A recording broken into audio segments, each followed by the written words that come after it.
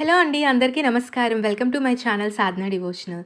ఈరోజు మన వీడియోలో సప్తఋషుల్లో నాలుగవ వారైన విశ్వామిత్రుని మహర్షి యొక్క జీవిత చరిత్రని తెలుసుకుందామండి. మన మహర్షులలో విశ్వామిత్రుడు ఒక రాజుగా, రాజర్షిగా, బ్రహ్మర్షిగా ప్రత్యేక స్థానాన్ని పొందినవారు. వేదవాజ్ఞాయంలో అనేక మంత్రాలకి, ముఖ్యంగా గాయత్రి మంత్రానికి ద్రష్టగా పేర్కొనబడ్డాడు. రామాయణం, మహాభారతం, మార్కండేయ పురాణం ఇలా విశ్వామిత్రుని గురించి అనేక కథలు ప్రచారంలో ఉన్నాయి. ఋగ్వేద సంహితలో 46 సూక్తాలను, కృష్ణాయుజు సంహితలో 33 మంత్రాలను, సామ సంహితలో 24 దశతుల్లో కొన్ని మంత్రాలను, అథర్వ సంహితలో మహాప్రభావశాలిగా విశ్వామిత్రుడు వైదిక వాగ్నేయంలో మనకు దర్శనమిస్తాడు. మహాశక్తివంతమైన గాయత్రి మంత్రం ఋగ్వేదం 3వ మండలం 62వ సూక్తంలో ఉంది. పురాణ ఇతిహాసాల ఆధారంగా ఉన్న విశ్వామిత్రుని చరిత్ర ప్రకారం ఈయన కుశిక వంశంలోని గాదిరాజు కుమారుడు విశ్వామిత్రుడు. విశ్వామిత్రుని సోదరి అయిన సత్యవతికి రుచీక మహర్షికి పుట్టినవాడు జమదగ్ని. వీరిద్దరూ రుచీకుని యజ్ఞఫలంగా ఒకే సమయంలో పుట్టినవారు. అయితే యజ్ఞప్రసాద విభజనలో సత్యవతికి ఒక భాగం ఇచ్చి మరొక భాగం సత్యవతి తల్లికి ఇవ్వగా, దైవయాగం వలన ఆ ప్రసాద భాగాలు తారుమారవడంతో తపస్వి అయిన రుచీకునికి జమదగ్ని కుమారునిగా జన్మించాడు. ఆ జమదగ్నికి తనయుడైన పరశురాముడు క్షాత్రశక్తిని కలిగి ఉన్నాడు. అలాగే విశ్వామిత్రుడు జన్మతా రాజైనప్పటికీ యజ్ఞ ప్రసాద ఫలం వల్ల తపస్సుపై దృష్టి మళ్ళీ క్రమంగా బ్రహ్మర్షి తత్వాన్ని సాధించాడు. అయితే గాదిరాజు తనయునిగా రాజైన విశ్వామిత్రుడు తపస్సు ప్రారంభించినప్పటికీ తొలిసారి మేనక వ్యామోహంలో పడినందున కామాన్ని జయించలేక తపశ్శక్తికి నష్టపోయాడు. రెండవసారి రంభను శపించడం వలన క్రోధాన్ని అరికట్టలేక విఫలుడైనాడు. మూడవసారి వశిష్ఠునితో స్పర్ధ వలన త్రిశంకువు అనే మహారాజుని బొందితో స్వర్గానికి పంపేందుకు ప్రయత్నించి తన తపశ్శక్తిని సృష్టికి ప్రతిసృష్టి చేయడంలో వృధా చేశాడు. ఇది అహంకారాన్ని జయించినందువల్లే జరిగింది.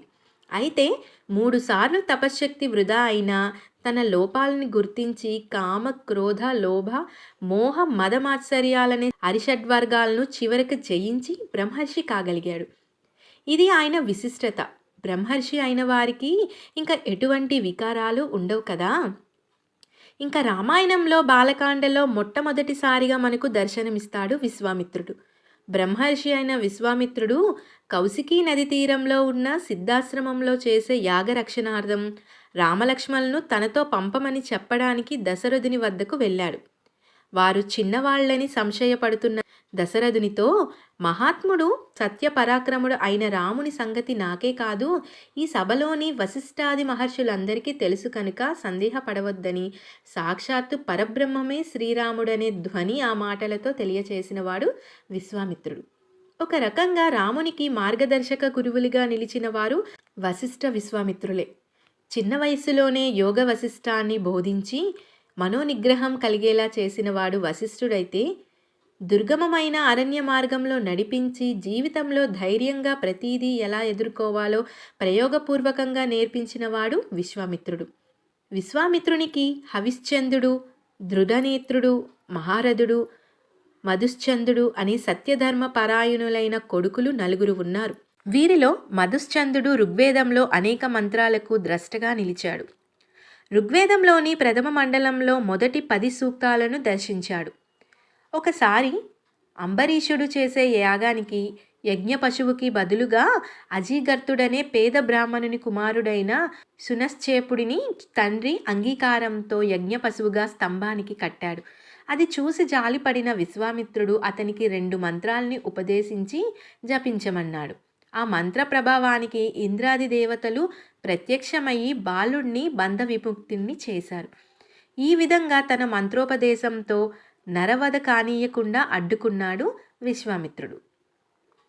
దేవతల చేత తిరిగి ఇవ్వబడినవాడు కనుక సునశ్చేపుడికి దేవరాతుడు అనే పేరు కూడా ఏర్పడింది. తరువాత ఈ చునశ్చేపుడు కూడా గొప్ప మంత్రదష్ట అయ్యాడు. ఋగ్వేదంలో దేవరాతుడు పేరుతో కొన్ని మంత్రాలు కూడా ఉన్నాయి. కుశిక వంశానికి చెందినవాడు కనుక విశ్వామిత్రునికి కౌశికుడు అనే పేరు కూడా ఉంది. ఇక్ష్వాకు వంశీయుడైన హరిశ్చంద్రుని సత్యనిరతని కీర్తిని లోకానికి తెలియచేయడంలో కూడా విశ్వామిత్రుని పాత్ర ఉంది. విశ్వరూపాదులు విశ్వామిత్రుని స్మృతికర్తగా కూడా పేర్కొన్నారు. విశ్వామిత్ర స్మృతి పేరిట 9 అధ్యాయాలతో శ్లోక రూపంలో ఒక స్మృతి ఉందని పెద్దలు చెబుతున్నారు. ఒక వ్యక్తి స్వయం కృషితో, అచంచల దీక్షతో అంచెలంచెలుగా ఎంతటి మహోన్నత స్థానాన్నైనా సాధించవచ్చు అనే సత్యానికి మహోజ్వాలమైన దృష్టాంతంగా బ్రహ్మర్షి విశ్వామిత్రుడు నిలుస్తాడు. సప్త ఋషులలో ఒకనిగా జ్యోతిర్మండలంలో ప్రత్యేక స్థానాన్ని అలంకరించిన విశ్వామిత్రుడు తన వేద విజ్ఞానం ద్వారా విశ్వానికి నిజంగా మిత్రునిగా నిలిచాడు. ఇదండి ఇవాల్టి వీడియో. నా వీడియో కనుక మీకు నచ్చినట్లయితే ప్లీజ్ తప్పకుండా లైక్ చేయండి, షేర్ చేయండి. అలాగే నా ఛానల్ని కొత్తగా చూసిన వాళ్ళైతే తప్పకుండా సబ్స్క్రైబ్ చేసుకోండి. Thank you for watching this video.